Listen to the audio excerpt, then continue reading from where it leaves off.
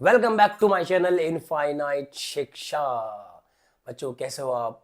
आज की वीडियो में मैं बताने जा रहा हूँ जो average propensity to save, marginal propensity to save, average propensity to consume and marginal propensity to consume, ये छोटे छोटे कॉन्सेप्ट हमने कंजम्पशन एक्सपेंडिचर और सेविंग फंक्शन से लिए थे। आज हम इन सभी में रिलेशन की बात करेंगे कि एवरेज प्रोपेंसिटी टू सेव का एवरेज प्रोपेंसिटी टू कंज्यूम के साथ क्या रिलेशन है, same as marginal propensity to save का मार्जिनल प्रोपेंसिटी टू कंज्यूम के साथ क्या रिलेशन है। डायरेक्टली ये क्वेश्चन नहीं पूछा जाता, लेकिन इस कॉन्सेप्ट के बेस पर बहुत सारे क्वेश्चंस आ जाते हैं। अगर आप इन्वेस्टमेंट मल्टीप्लायर के बारे में पढ़ते हो तो भी इनका यूज़ होगा, अगर आप एम्प्लॉयमेंट इक्विलिब्रियम के बारे में पढ़ते हो तो भी इनका यूज़ होगा। तो क्यों ना इस पर एक छोटी सी वीडियो बना दी जाए ताकि बच्चे आने वाली उस समस्या को पहले ही हल कर लें।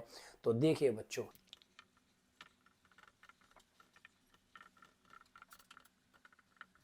आपसे पूछा जाएगा what are the relation between APS and APC. बहुत सिंपल है, आप बोलना कि अगर एपीएस के साथ एपीसी को ऐड कर दिया जाए, यानी the sum of APS and APC always equal to the one, यह हमेशा वन के इक्वल होता है। यानी अगर वन में से हम माइनस करते हैं एपीएस को तो हमें प्राप्त हो जाता है एपीसी, और इसी तरह अगर हम वन में से एपीसी को माइनस करते हैं तो हमें मिल जाता है एपीएस। लेकिन अगर आपसे पूछ लिया जाए कि वाई, आप प्रूव करके दिखाइए कि एपीसी और एपीएस वन के इक्वल क्यों होता है, तो उसको प्रूव भी किया जा सकता है।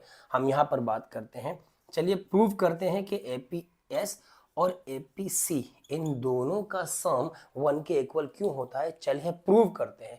एक बात बताइए, ये एपीएस है, एपीएस का जो फॉर्मूला होता है वो एस अपॉन वाई होता है, इसलिए हमने एपीएस के प्लेस पर एस अपॉन वाई की प्लेसमेंट कर दी। बिल्कुल इसी तरह एपीसी के प्लेस पर हमने सी अपॉन वाई की प्लेसमेंट कर दी, क्योंकि आप जानते हो कि एपीएस सेविंग और इनकम का रेशो होता है और एपीसी कंजम्पशन और इनकम का रेशो होता है। तो हमने इन दोनों रेशो को इनके प्लेस पर रख दिया और इज इक्वल टू कर दिया वन। अब हम क्या करते हैं, आपने थर्ड फोर्थ फिफ्थ क्लास में एलसीएम के कॉन्सेप्ट को क्लियर कर ही लिया होगा। आप जानते हो जो डिनोमिनेटर होते हैं हम उनका एलसीएम लेते हैं। अब आपको पता है यहाँ पे जो डिनोमिनेटर है वाई है और वाई है, जब दोनों सेम है तो इनका एलसीएम भी सेम ही आ जाएगा। और फिर आगे की जो प्रक्रिया होती है एलसीएम की, वो क्या होती है कि डिनोमिनेटर से एलसीएम को डिवाइड किया जाता है। तो हमने यहाँ पर y से y को डिवाइड किया तो हमें 1 मिलेगा। फिर इस 1 को जो न्यूमरेटर होता है उससे मल्टीप्लाई कर देते हैं। तो 1 से सेविंग को मल्टीप्लाई किया, और 1 से किसी की भी मल्टीप्लीकेशन होती है तो वही वैल्यू एज इट इज आ जाती है। तो सेविंग के यानी s की हमने 1 से मल्टीप्लाई की तो आ गया s। बिल्कुल ऐसे ही अब ये वाला प्रोसेस यहाँ पे दोबारा एज इट इज रिपीट हो जाएगा कि y को y से डिवाइड किया तो 1, 1 को c से मल्टीप्लाई किया तो c, और इज इक्वल टू 1 को ऐसे ही लेके चलते रहिए। अब ये s सेविंग, सी कंजम्पशन। आपको पता है कि सेविंग्स को और कंजम्पशन को ऐड करते हैं तो इनकम के बराबर आ जाता है, और इनकम को हम y से ही डिनोट करते हैं, y upon Y is equal to 1। आप चाहो तो यहाँ लिख सकते हो s प्लस सी बराबर y होता है, इसलिए s प्लस सी की जगह पर y आ गया, और y को y से कैंसिल आउट किया तो 1। तो यहाँ पर प्रूव हो जाता है कि एपीएस और एपीसी का सम जो होता है 1 के इक्वल होता है, हैंस प्रूव्ड। और बिल्कुल ऐसे ही अगर हम बात करें marginal propensity to consume and marginal propensity to save की कि इनके बीच का रिलेशन है, तो ऐसे ही जो अभी आपने एपीसी और एपीएस को एक्सप्लेन किया, बिल्कुल ऐसे ही मार्जिनल प्रोपेंसिटी टू कंज्यूम और मार्जिनल प्रोपेंसिटी टू सेव को भी एक्सप्लेन किया जा सकता है। सबसे पहले हम इनका रिलेशन बता देंगे कि मार्जिनल प्रोपेंसिटी टू कंज्यूम और मार्जिनल प्रोपेंसिटी टू सेव का जो सम होता है वो 1 के इक्वल होता है। यानी अगर 1 में से एमपीसी को माइनस करते हैं तो एमपीएस मिल जाता है, और 1 में से एमपीएस को माइनस करते हैं तो एमपीसी मिल जाता है। तो इन बातों को तो याद रखना। लेकिन अगर आपसे ये पूछ ले जाए कि एमपीसी और एमपीएस का सम 1 के इक्वल क्यों होता है, सिद्ध करके दिखाओ, तो आइए सिद्ध भी कर देंगे। MPC plus MPS is equal to 1 क्यों होता है?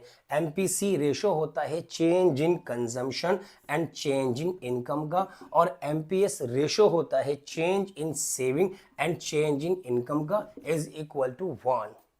और बिल्कुल वही प्रक्रिया दोबारा यहाँ दोहरा देंगे कि नीचे वाले जो डिजिट्स हैं, जो डिनोमिनेटर हैं, उनका एलसीएम लेंगे, और यहाँ पर एलसीएम बिल्कुल यही आ जाएगा, क्योंकि हमने बचपन से एक बात सीखी होती है, जब डिनोमिनेटर सेम होते हैं तो एलसीएम वही होता है। तो यहाँ पर जो डिनोमिनेटर हैं वो डेल्टा वाई है, तो एलसीएम भी डेल्टा वाई आ गया। और फिर एलसीएम का जो प्रोसेस है, डेल्टा वाई से डेल्टा वाई को डिवाइड किया, 1 आया, 1 को डेल्टा सी से मल्टीप्लाई किया तो डेल्टा सी आया। सेम एज डेल्टा वाई को डेल्टा वाई से डिवाइड किया, 1 आया, 1 को डेल्टा एस से मल्टीप्लाई किया तो डेल्टा एस आया, और इज इक्वल टू 1। और आपको पता है कंजम्पशन में होने वाला चेंज और सेविंग में होने वाला चेंज बराबर होता है इनकम के चेंज का, अपॉन में ऑलरेडी डेल्टा वाई है, इज इक्वल टू 1।